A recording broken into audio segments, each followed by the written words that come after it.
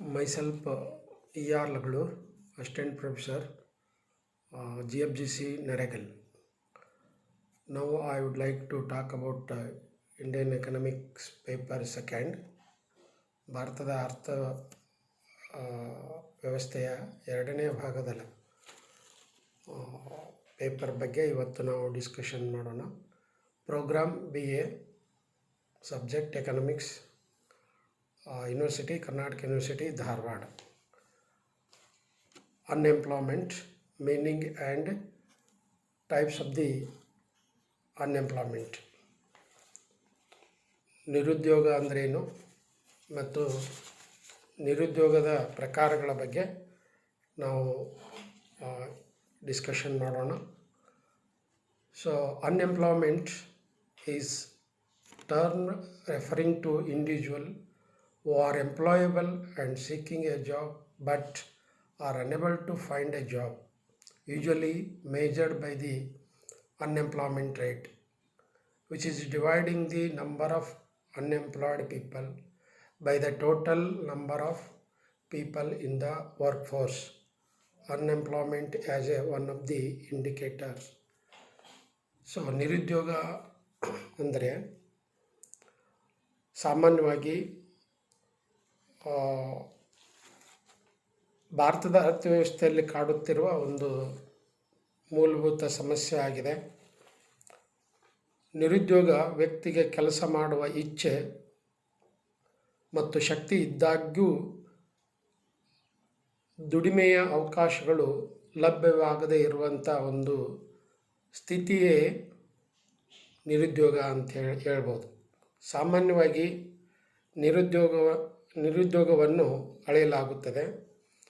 ಇದು ನಿರುದ್ಯೋಗಿಗಳ ಸಂಖ್ಯೆಯನ್ನು ಒಟ್ಟು ಜನಸಂಖ್ಯೆಯಿಂದ ಭಾಗಿಸಿದಾಗ ನಿರುದ್ಯೋಗ ಸೂಚ್ಯಂಕ ನಮಗೆ ಗೊತ್ತಾಗುತ್ತೆ ಅಂತಕ್ಕಂಥದ್ದು. Unemployment source as one of the indicators. Unemployment is in underdeveloped countries in with open and discuss like other developed countries. ನಿರುದ್ಯೋಗವು ಅಭಿವೃದ್ಧಿ ಹೊಂದಲಾರದಂಥ ಅಂದರೆ ಅನಭಿವೃದ್ಧಿ ರಾಷ್ಟ್ರಗಳಲ್ಲಿ ಮುಕ್ತ ಮತ್ತು ಮರೆಮಾಚಿದ ಒಂದು ನಿರುದ್ಯೋಗ ಇರುವಂಥ ಒಂದು ಸಂದರ್ಭವಾಗಿದೆ ಅಂತಕ್ಕಂಥದ್ದು. India presently suffer mainly from structural unemployment which exists in open and discussed forms. ಭಾರತವು ಒಂದು ರಚನಾತ್ಮಕ ನಿರುದ್ಯೋಗ ಸಮಸ್ಯೆಯನ್ನು ಎದುರಿಸುತ್ತಿದೆ ಅಂತಕ್ಕಂಥದ್ದು. ಇಲ್ಲಿ ಮುಕ್ತ ಮತ್ತು ಮರೆಮಾಚಿದ ನಿರುದ್ಯೋಗ ಇದೆ ಅಂತಕ್ಕಂಥದ್ದು. ಅಂದರೆ ಭಾರತದಲ್ಲಿ ಸಾಮಾನ್ಯವಾಗಿ ನಾವು ಕಾಣುವಂಥ ಒಂದು ನಿರುದ್ಯೋಗ ಅಂದರೆ ಅದು ಮರೆಮಾಚಿದ ನಿರುದ್ಯೋಗ ಮತ್ತು ಮುಕ್ತ ನಿರುದ್ಯೋಗ ಅಂತ ಹೇಳ್ಬೋದು. 3 concept of unemployment developed by the NSSO. ಈ ಒಂದು ನಿರುದ್ಯೋಗ ಸಮಸ್ಯೆಯನ್ನು NSSO ವ್ಯಾಖ್ಯಾನಿಸಿದೆ, ಪರಿಕಲ್ಪನೆ ಮಾಡಿದೆ. Usual unemployment, current weekly status unemployment, and third one current almighty status unemployment. ಸಾಮಾನ್ಯವಾಗಿ NSSO ಅಭಿವೃದ್ಧಿಪಡಿಸಿದ 3 ಪರಿಕಲ್ಪನೆಗಳು. ಒಂದು ಸಾಮಾನ್ಯ ನಿರುದ್ಯೋಗ, 2 ಪ್ರಸ್ತುತ ಸಾಪ್ತಾಹಿಕ ನಿರುದ್ಯೋಗ ಅಂದರೆ ವಾರದ ವೀಕ್ಲಿ ನಿರುದ್ಯೋಗ, ಮತ್ತು ಥರ್ಡ್ ಒನ್ ಪ್ರಸ್ತುತ ಸರ್ವಶಕ್ತ ಸ್ಥಿತಿ ನಿರುದ್ಯೋಗ. Fourth one the usual status unemployment rate is a person rate and indicates chronic unemployment becomes all those who are found usually unemployed in the reference year are counted unemployed. And currently weekly status, a person having worked for an hour or more, or anyone more days during the reference period sets the employed status.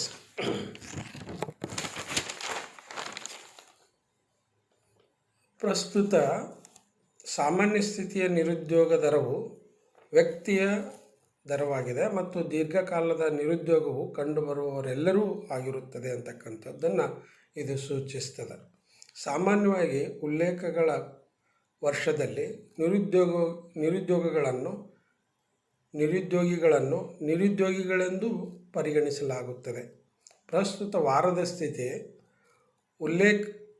ಉಲ್ಲೇಖದ ಅವಧಿಯಲ್ಲಿ ಯಾವುದೇ ಒಂದು ಅಥವಾ ಹೆಚ್ಚಿನ ದಿನಗಳಲ್ಲಿ 1 ಗಂಟೆ ಅಥವಾ ಅದಕ್ಕಿಂತ ಹೆಚ್ಚು ಕಾಲ ಕೆಲಸ ಮಾಡಿದ ವ್ಯಕ್ತಿಯು ಉದ್ಯೋಗ ಸ್ಥಿತಿಯನ್ನು ಹೊಂದಿರುತ್ತಾನೆ. So current daily status: A person who works for 1 hour but less than 4 hours is considered minor work for half a day. If he works for hour or more during a day, he is considered as employed for the whole day. The current daily status unemployment rate is done note. ಪ್ರಸ್ತುತ ದೈನಂದಿನ ಸ್ಥಿತಿ ಒಬ್ಬ ವ್ಯಕ್ತಿಯನ್ನು 1 ಗಂಟೆ ಆದರೆ 4 ಗಂಟೆಗಳಿಗಿಂತ ಕಡಿಮೆ ಕೆಲಸ ಮಾಡಿದವನು ಎಂದು ಪರಿಗಣಿಸಲಾಗುತ್ತದೆ. ಅವನು ಒಂದು ದಿನದಲ್ಲಿ ಗಂಟೆ ಅದಕ್ಕಿಂತ ಹೆಚ್ಚು ಕಾಲ ಕೆಲಸ ಮಾಡಿದರೆ ಅವನನ್ನು ಇಡೀ ದಿನ ಉದ್ಯೋಗಿಯಾಗಿ ಪರಿಗಣಿಸಲಾಗುತ್ತದೆ.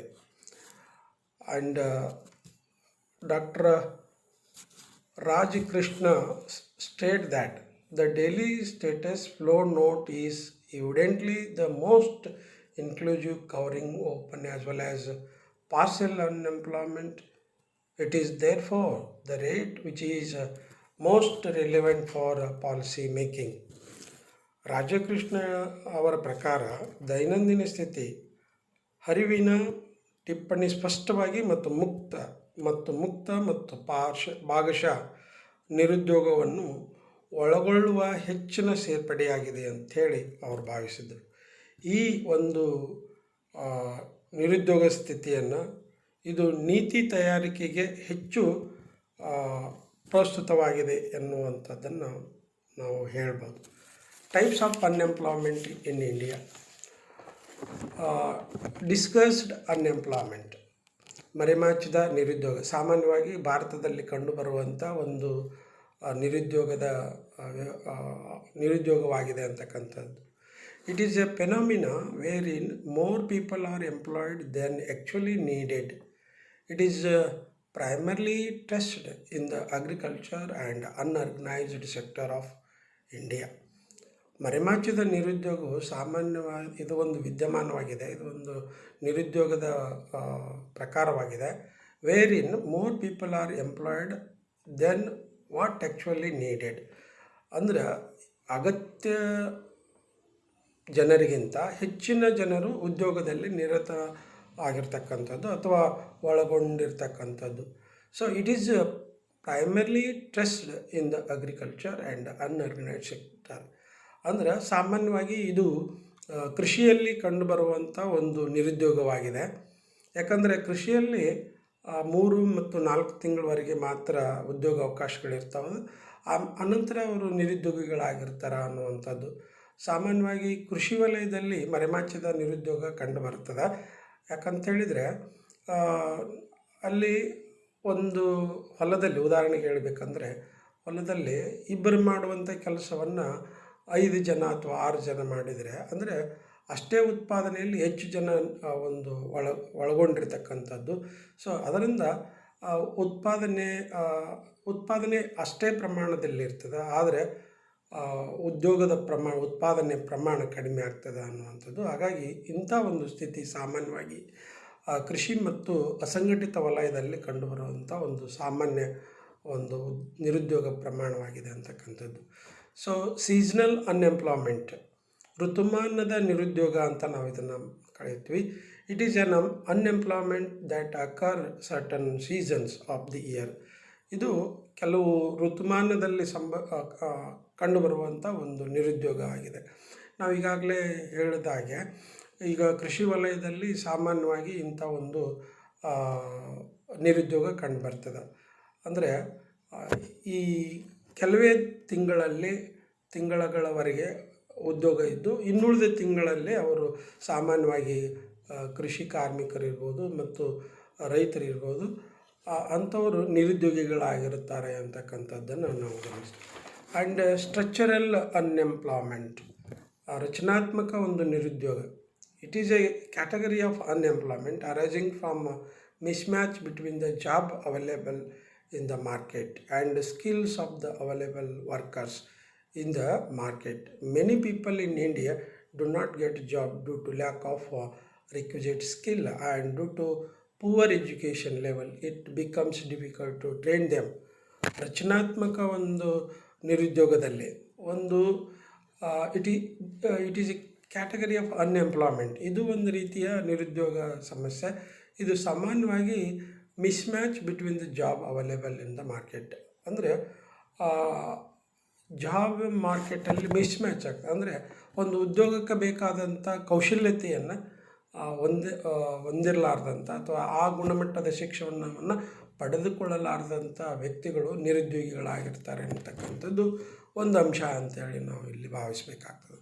ಆದರೆ ಈ ರಚನಾತ್ಮಕ ನಿರುದ್ಯೋಗದಲ್ಲಿ ಆರ್ಥಿಕ ವ್ಯವಸ್ಥೆಯ ರಚನೆಯಲ್ಲಿ ದೋಷಗಳಿಂದ ಇಂಥ ನಿರುದ್ಯೋಗ ಸೃಷ್ಟಿಯಾಗುತ್ತದೆ ಅಂತಕ್ಕಂಥದ್ದು.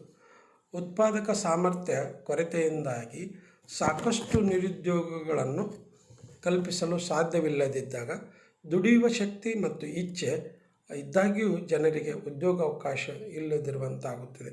ಒಂದು ಕಡೆ ಉತ್ಪಾದಕತೆ ಸಾಮರ್ಥ್ಯ ಕೊರತೆಯಿಂದಾಗಿ ಪರಿಣಮಿಸಿದ ಉದ್ಯೋಗಾವಕಾಶಗಳ ಅಭಾವ ಮತ್ತು ಇನ್ನೊಂದು ಕಡೆ ಜನಸಂಖ್ಯೆ ಹೆಚ್ಚಳದಿಂದ ಪರಿಣಮಿಸಿದ ಉದ್ಯೋಗಾರ್ಥಿಗಳ ಸಂಖ್ಯೆಯ ಏರಿಕೆಯಿಂದ ರಚನಾತ್ಮಕ ನಿರುದ್ಯೋಗ ಸಂಭವಿಸುತ್ತದೆ ಅಂತಕ್ಕಂಥದ್ದು. ಸಾಮಾನ್ಯವಾಗಿ ನಾವು ನಮ್ಮ ಭಾರತದಲ್ಲಿ ಜನಸಂಖ್ಯೆ ಹೆಚ್ಚಳದಿಂದ ಅಂದರೆ ಒಂದು ಕಡೆ ಸಪ್ಲೈ ಸೈಡ್ ಇನ್ಕ್ರೀಸ್ ಆಗ್ತದೆ, ಡಿಮಾಂಡ್ ಸೈಡ್ ಕಡಿಮೆ ಆಗ್ತದೆ. ಹಾಗಾಗಿ ಒಂದು ಉದ್ಯೋಗದ ಬೇಡಿಕೆ ಏನಾಗ್ತದೆ ಅದು ಕಡಿಮೆ ಆಗ್ತದೆ ಮತ್ತು ಈ ಜನಸಂಖ್ಯೆಯ ಪೂರೈಕೆ ಪ್ರಮಾಣ ಅಧಿಕವಾಗ್ತದೆ. ಇದು ಒಂದು ಕಾರಣದಿಂದ ಈ ನಿರುದ್ಯೋಗ ಉಂಟಾಗ್ತದೆ ಅನ್ನುವಂಥದ್ದು. This is the main cause in our India. Cyclic unemployment ಅಂದರೆ ಚಕ್ರೀಯ ನಿರುದ್ಯೋಗ ಅಂಥೇಳಿ ನಾವು ಸಾಮಾನ್ಯವಾಗಿ ಇದನ್ನು ಕರಿತೀವಿ.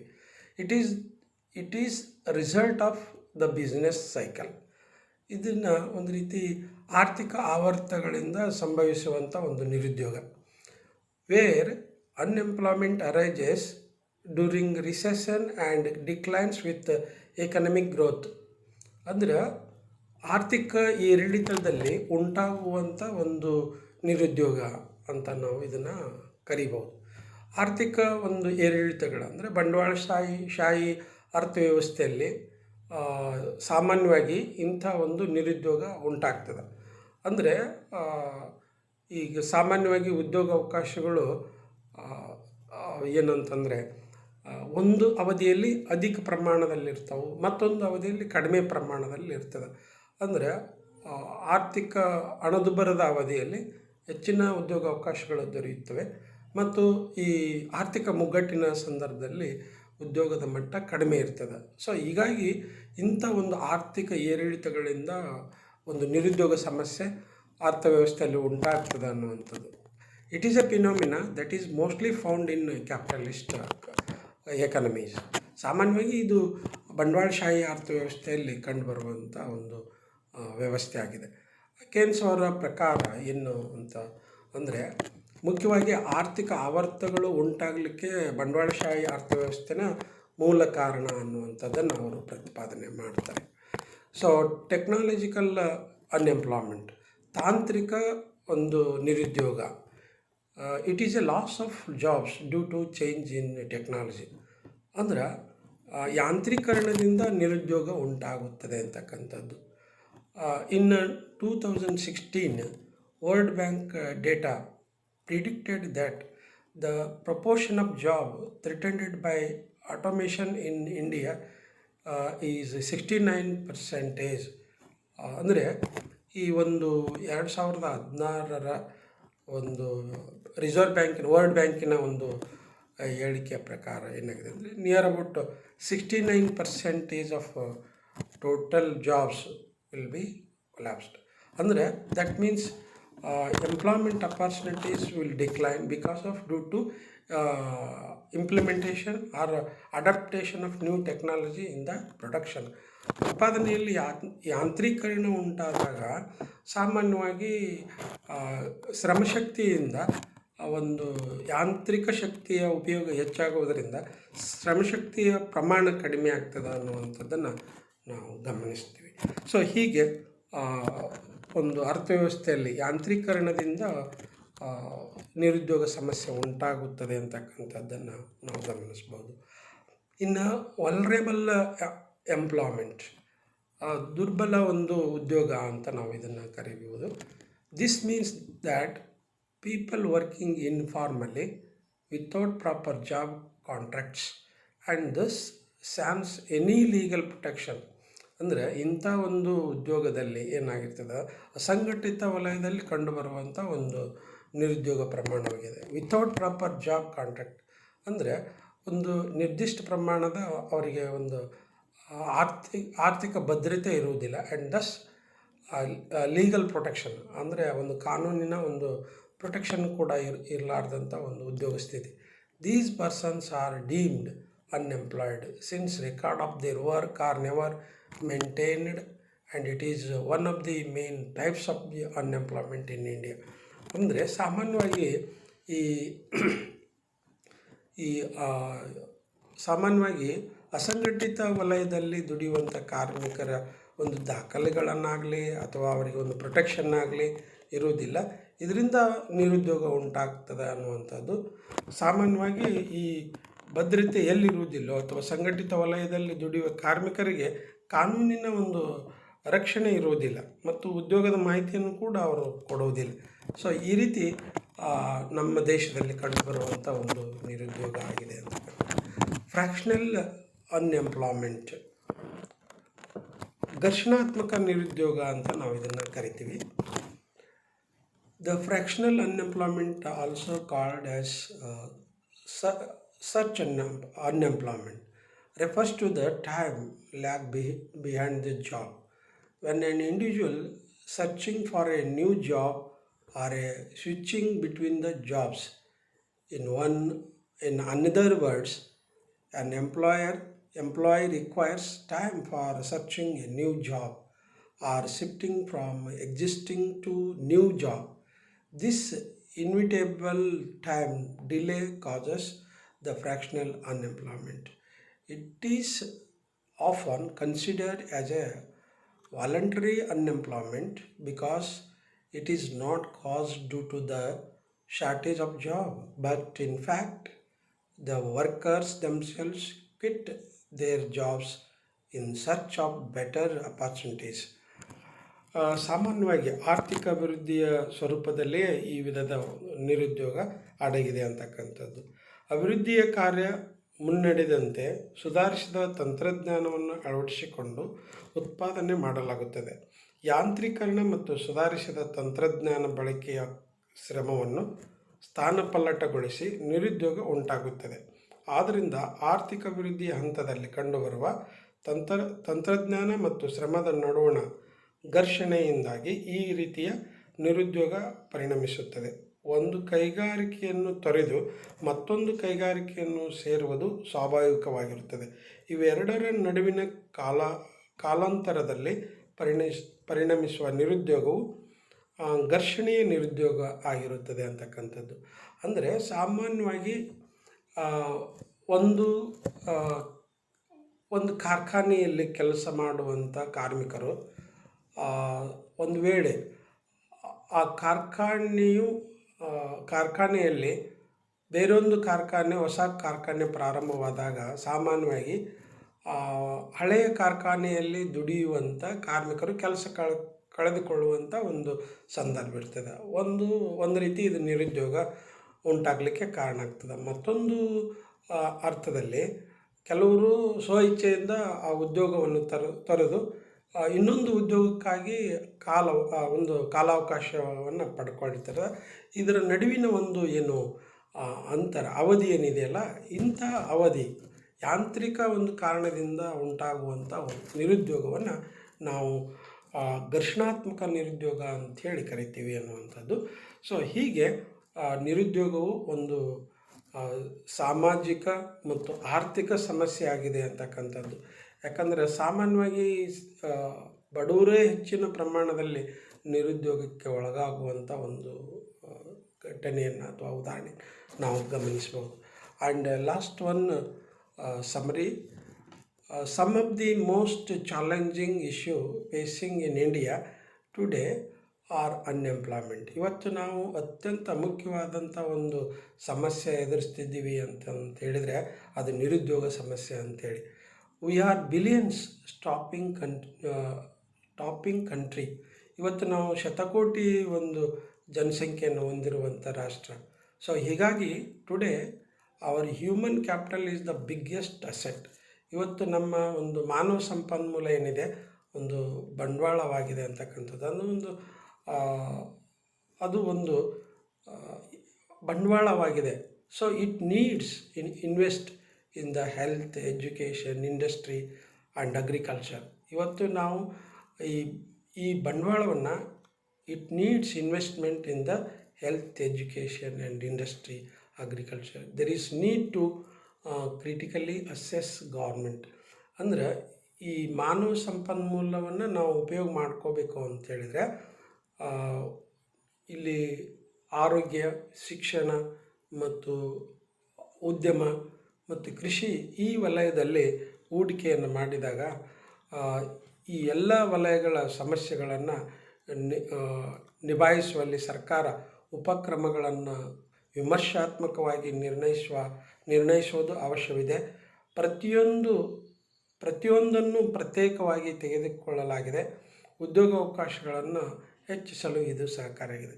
ಇವತ್ತು ನಮ್ಮ ಈ ನಿರುದ್ಯೋಗವನ್ನು ಸಮಸ್ಯೆಯನ್ನು ನಾವು ಹೋಗಲಾಡಿಸಬೇಕಾದರೆ ಸರ್ಕಾರವು ಇವತ್ತು ಹಲವಾರು ಯೋಜನೆಗಳನ್ನು, ಉಪಕ್ರಮಗಳನ್ನು ಜಾರಿಗೊಳಿಸಿದೆ. ಅದನ್ನು ಪ್ರಾಮಾಣಿಕವಾಗಿ ನಾವು ಜಾರಿಗೆ ತಂದಿದ್ದೇ ಆದರೆ ಈ ನಿರುದ್ಯೋಗ ಸಮಸ್ಯೆಯನ್ನು ಹೋಗಲಾಡಿಸಲಿಕ್ಕೆ ಸಾಧ್ಯ ಅಂತಂದು ಇವತ್ತು ನರೇಗಾ ಯೋಜನೆ ಇರ್ಬೋದು ಅಥವಾ PMRY ಇರ್ಬೋದು,